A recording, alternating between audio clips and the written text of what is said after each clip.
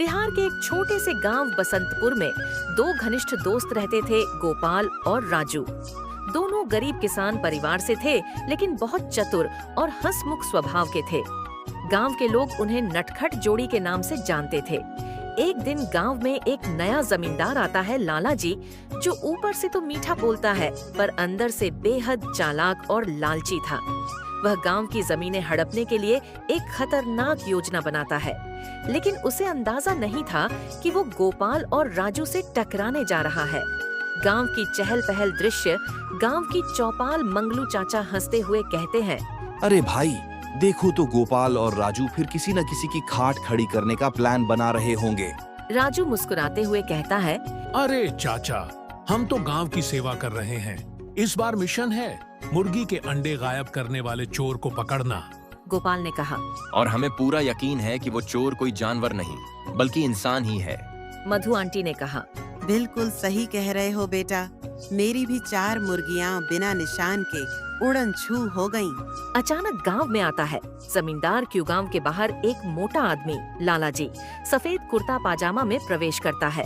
लाला जी ने कहा, वाह, क्या शांत और भोला गांव है। यही तो चाहिए मुझे।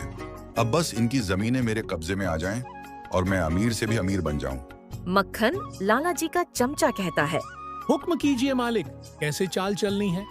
लाला जी ने कहा, बस इतना करो मक्खन, गांव में अफवाह फैला दो कि यहाँ बहुत जल्दी एक फैक्ट्री बनने वाली है और उसकी कीमत बहुत ज्यादा मिलेगी।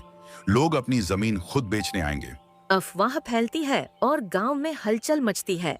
चौपाल पर चर्चा बाबूलाल ने कहा, अरे भाई, सुना है शहर की कंपनी यहाँ फैक्ट्री बनाने वाली है। शिवराम ने कहा।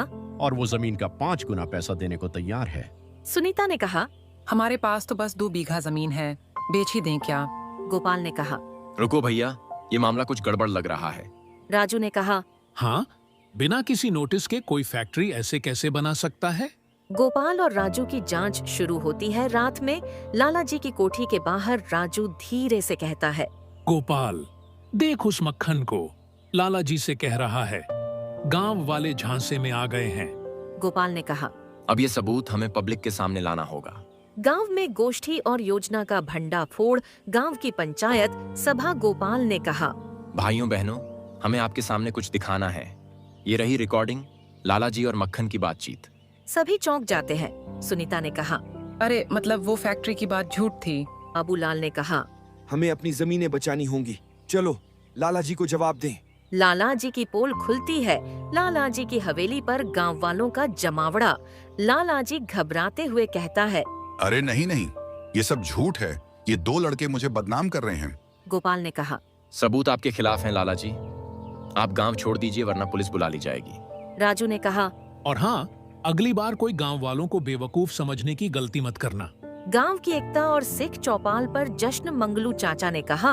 अरे वाह, हमारी नटखट जोड़ी ने कमाल कर दिया। शिवराम ने कहा। आज हमें सीख मिली है, एकता में ही शक्ति है। गोपाल ने कहा।